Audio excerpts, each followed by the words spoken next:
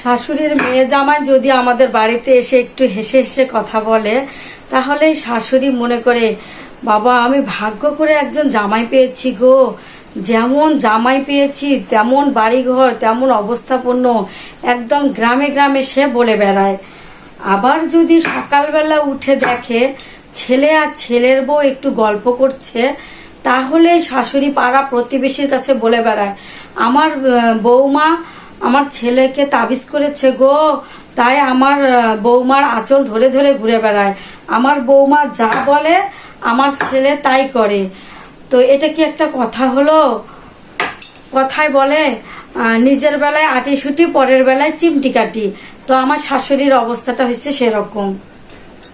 এই রকমের অবান্তর কথাগুলো শোনার পর চোখে কান্না চলে আসে। মায়ের কাছেও এই গল্পগুলো করা যাবে না, মায়ের মন খারাপ হয়ে যাবে। এজন্য শশা কেটে শশার উপরে রাগটা ঝেড়ে দেই,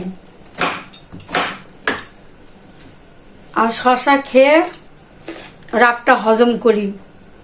কি বলেন আপনারা?